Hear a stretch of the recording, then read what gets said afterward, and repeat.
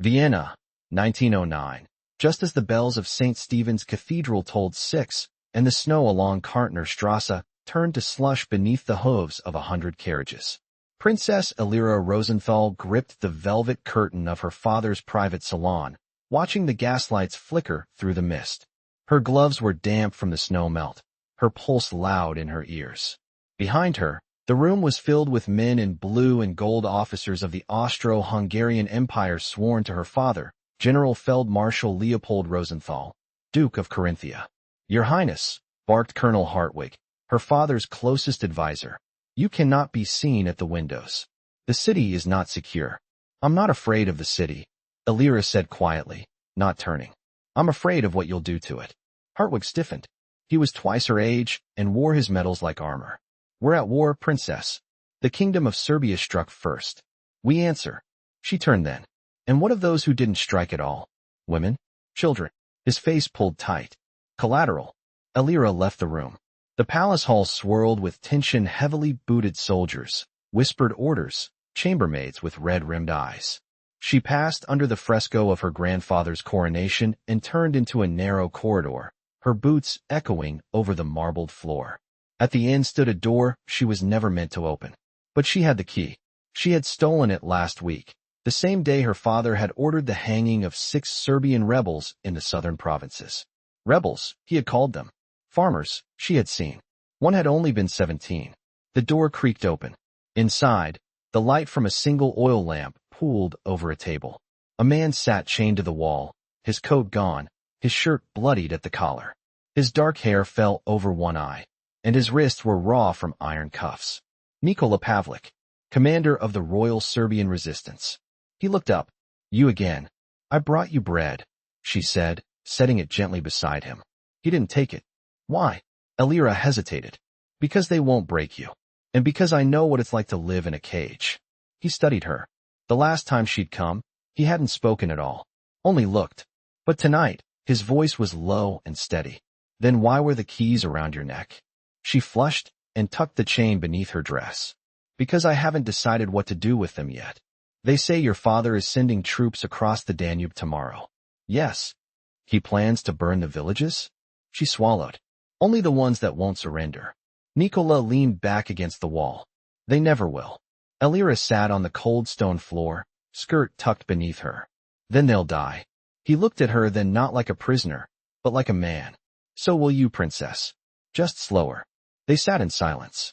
The lamp flickered. Outside, the snow kept falling. "You were at Petrovaradin, weren't you?" she asked suddenly. "The duel at dawn. My father said you abandoned your men." "I didn't abandon anyone," Nikola said. "I killed the officer who executed my brother. Then I disappeared. They said you ran. They lied." She looked down at her hands. "I thought so." He shifted, the chain clinking softly. "Why are you here, Elira Rosenthal?" She met his eyes. "Because I'm tired of being my father's daughter." That night, she returned to her chambers with a decision. She unlocked her writing desk, pulled out a sheet of stationery, and wrote a single line. "If you can walk, I can get you out." The next day, she wrapped the note in oilcloth and tucked it beneath the tray of food. She knew the guards wouldn't look. None of them imagined the princess would conspire with a man they called a traitor. By the 4th night, Nikola had memorized the patrol routes. By the 5th, Elira had stolen the keys. On the 6th, they ran. It was just past midnight when she unlocked his cell. He stood slowly, his breath ragged but clear. She handed him her brother's old coat from the Cavalry Academy. He slipped it on without a word. The hall was dark. She led him through servant passages and linen closets, past the kitchens where the fires had long gone cold. At the east wing, they paused. A single soldier stood at the archway, half asleep. Nikola drew the dagger from his boot. "No," she whispered. "Let me." She stepped forward into the light. "Corporal." The soldier straightened. "Your Highness." She raised a hand, fingers trembling. "I saw something in the corridor. Might be a rat. Would you check?" He hesitated. "Of course, Princess." She stepped aside. As soon as he passed, Nikola struck quick, silent, the hilt of the dagger to the back of the neck. The soldier crumpled. Elira didn't move.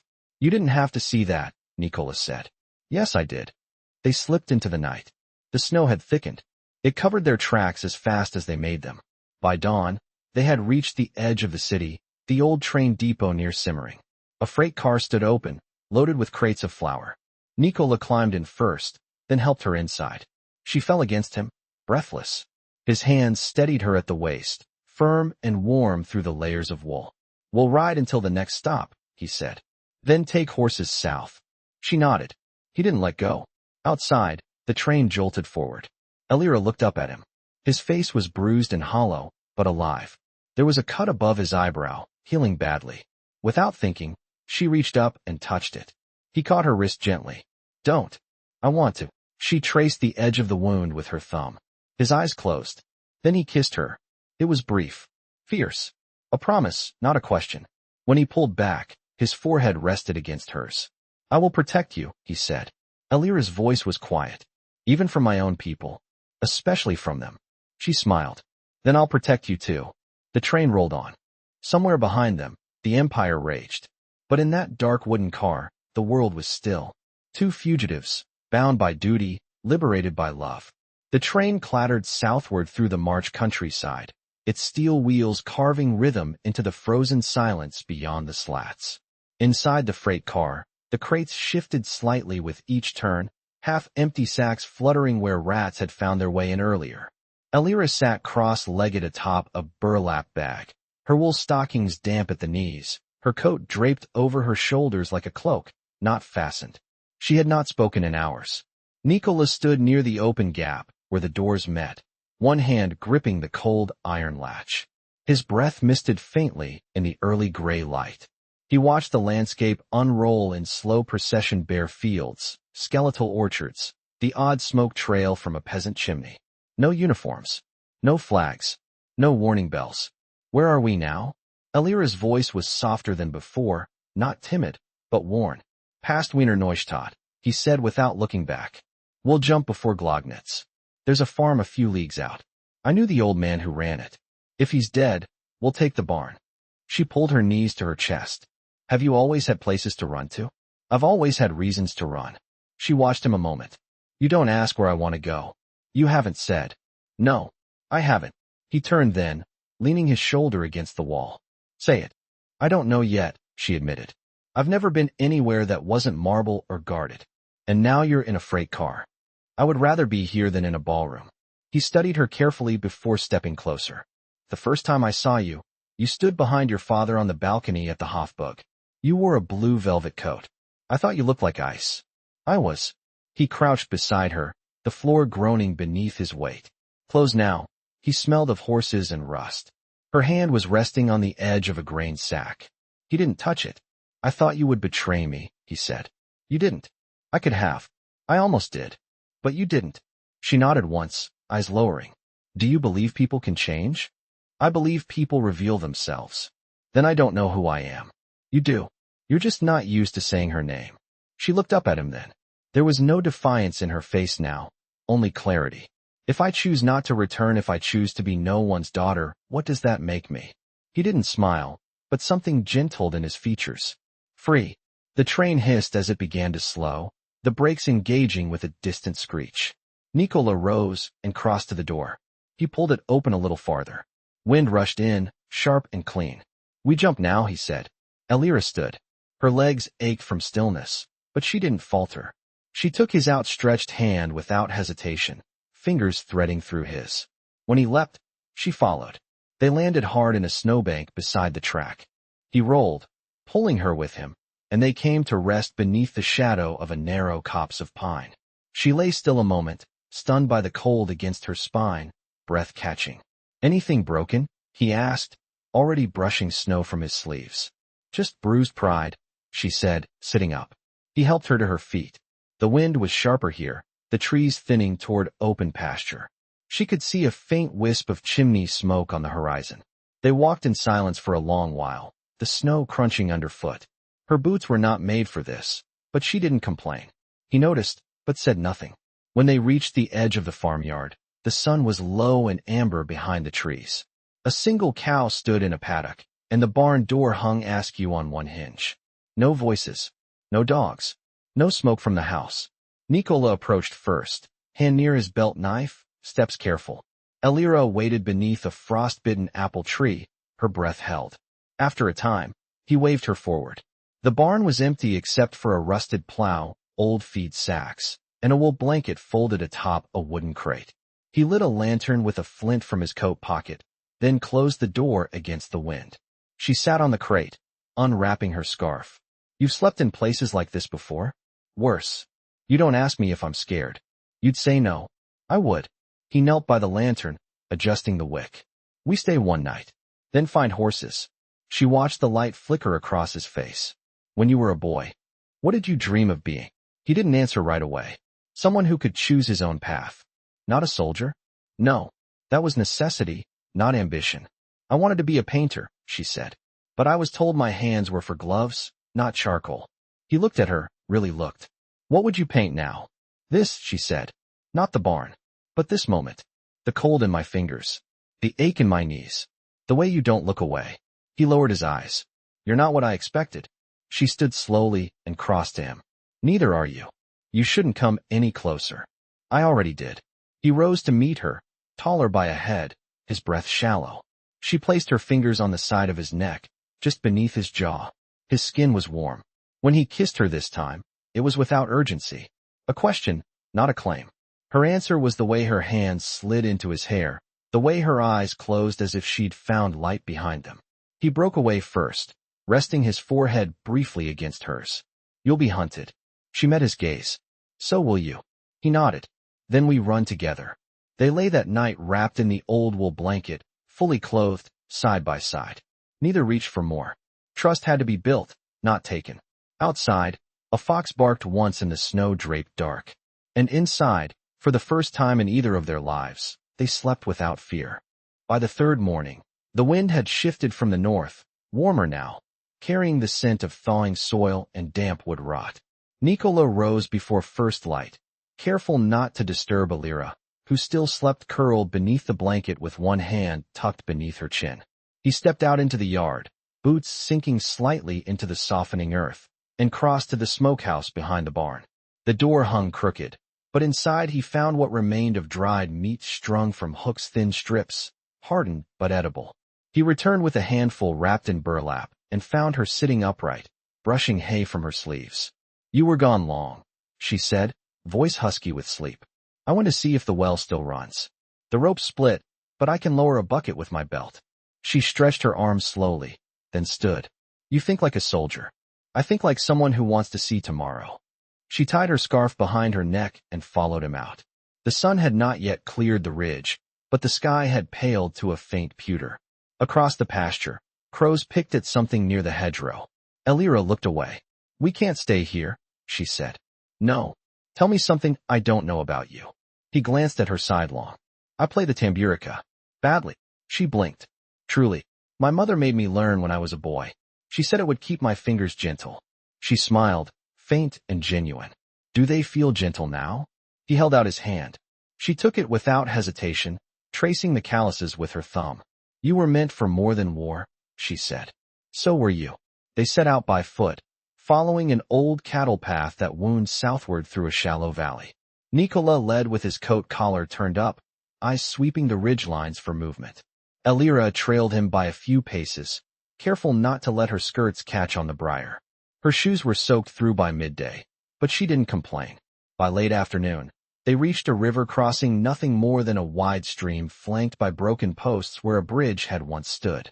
The water moved fast, swollen from melt. Nikola crouched to test the depth with a branch. If we follow the bank east for 2 hours, there's a ford. She looked upriver. And what lies beyond that? Croatian border towns. Forest fewer eyes. They walked on. The sun dipped low behind them, casting long shadows over the underbrush. At a fallen tree, they stopped to rest.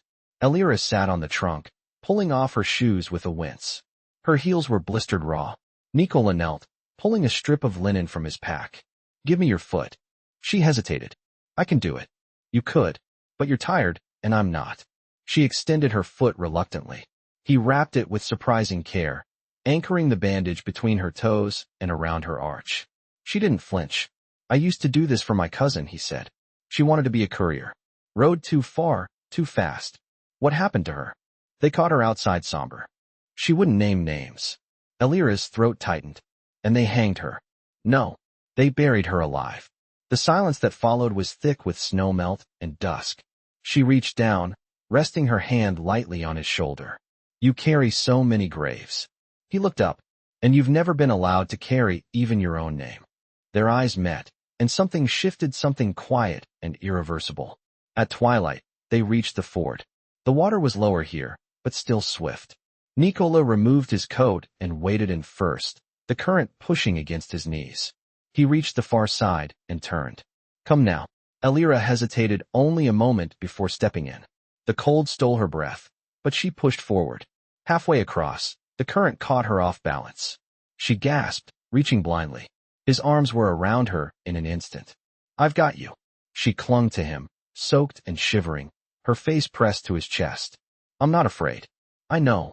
He helped her the rest of the way, lifting her up onto the bank. She collapsed onto the grass, laughing softly through her panting. I suppose this is freedom, she said. No trumpet sounds, he replied. No flags. Just mud and cold feet. She turned her face toward him. And you? He held her gaze, then tilted his head slightly. You don't regret it? No. But I'm starting to regret not stealing my brother's boots. They found shelter that night in an abandoned chapel, its roof partially collapsed, but its stone walls still intact. Nikola started a fire in what had once been the apse, while Elira stripped off her wet stockings and hung them near the flames. Later, as they sat wrapped in a blanket, sharing the last of the dried meat, she turned to him. When we first met, I thought you hated me. I did. And now? He didn't answer immediately. Then, slowly, he reached for her hand. Now, I trust you with my life. The fire crackled softly between them. Somewhere above, in the rafters, an owl stirred. Elira leaned her head against his shoulder. Then we're the same. I'd rather die with you than live without choosing. He kissed her temple, gentle and sure. Outside, the stars began to appear, one by one, above the broken crossbeam of the chapel. The chapel's bell tower had collapsed inward years ago, its stones now scattered among the nettles and snowdrop blooms that clung along the northern wall. Dawn unfolded slowly, the sky paling behind a gauze of fog that clung to the treetops. Nikola stood at the threshold, watching the mist lift from the fields beyond, one hand resting on the carved lintel. Elira emerged behind him, her sleeves rolled and damp from scrubbing the soot-darkened brass candlesticks she'd uncovered near the altar. She carried herself differently now, not as someone fleeing, but as someone choosing a direction. There's a footpath through the eastern hills, Nikola said without turning. It leads toward Kakavek. We'll find shelter there. If the garrison hasn't returned. She joined him at the doorway. And if it has, we disappear into the woods again. Her eyes followed the distant ridge, where pale birches stood like sentinels. Do you ever miss stillness? I wouldn't know what to do with it. She stepped past him, gathering her cloak closer. I think I would paint. Not the things I see, just the way they feel. He glanced at her hands, streaked faintly with ash and beeswax. You never forget what you were born into, do you? No, she said. But I think I'm learning how to stop obeying it. They followed the path eastward. It curved gently through the thinning trees, past frost-bitten shrubs, and the mossy remnants of border stones carved with old Hungarian script. Midday passed unnoticed, save for the distant call of a herdsman's horn. At a clearing near the stream, they paused. A broken fence circled what had once been a sheepfold. In its center stood a wagon, overturned and half sunk into the earth. Nikola crouched to examine the wheel hub. Fresh prints, he murmured. 2 riders. They passed through yesterday. Military. No iron horseshoes. No drag from a pack line. She knelt beside him. Travelers. Or scouts. They moved on, slower now. Elira's breath came harder on the inclines, but she never asked for rest. At a narrow pass where the trees thickened again, Nikola stopped abruptly and raised a hand. She stood behind him. 3 figures emerged from the trees ahead, cloaked and mounted. The lead rider raised a rifle loosely, not yet aimed. Nikola stepped forward, palms visible. We're passing through. The man's accent was thickly Slavic. Name your province. Banat. And your allegiance? Nikola didn't answer. The rider's gaze shifted to Elira. She speaks. She's with me. I can see that. The second rider, younger and lean, dismounted, approaching on foot. His eyes narrowed at Nikola's coat. That insignia. You wore the crown's colors once. I wore them until they burned my village. The young man's expression shifted. Name? Nikola hesitated. Pavlic. The third rider, silent until now, leaned forward slightly in his saddle. Then you owe me a brother. Nikola stepped back. Elira moved between them, quiet but firm. If there's a debt, let it be spoken. But don't take your justice on a hillside with no witness. The young rider looked at her, startled. Who are you to speak of justice? I'm no one, she said. And that's the truth that freed me. The older man held the younger's arm. Enough, Marco. If he's Nikola Pavlic, then he's already lost more than we could take. The tension broke like thawed ice. The riders passed, leaving no names. Nikola watched them disappear. Did you know him? Elira asked. No, but he knew me. They reached a village by nightfall, no more than 5 houses, and a chapel, with its doors flung wide from recent use. Candlelight flickered in one window. Nikola knocked. A woman answered in a kerchief and apron, her sleeves rolled, her hair streaked with flour. We need bread, he said, and rest. One night. She studied them in silence, then stepped aside. The barn's warm. Take what you need. Don't light a fire. They lay that night on bundles of hay, side by side, sharing a crust of rye still warm from the hearth. Elira's hands were scratched from bramble, her cheeks windburned, but her eyes held a steadiness he hadn't seen before. I never thought I'd sleep in barns, she said. But I never thought I'd be free either. He turned his head toward her. What would you do if you had a life that was only yours? I'd wake up like this, unafraid. He reached for her hand, not tentative now, but sure. And if I asked you not to return to Vienna? I wouldn't. Even if your name could still command power? My name has never protected what mattered. She shifted closer, their foreheads nearly touching. And if I asked you to stop running? He cupped her cheek, the touch slow and certain. Then I'd stop. She closed her eyes. Then let's ask each other nothing more tonight. They fell asleep like that, still dressed, still watchful, but no longer alone in the dark. Far behind them, in the capital, the first rumors had begun to stir. The princess vanished. A prisoner, missing. But none of that mattered now. Outside, the wind carried the scent of turned soil and early blossoms. Somewhere beyond the ridge, the border waited not as a line to cross, but as the beginning of something entirely new.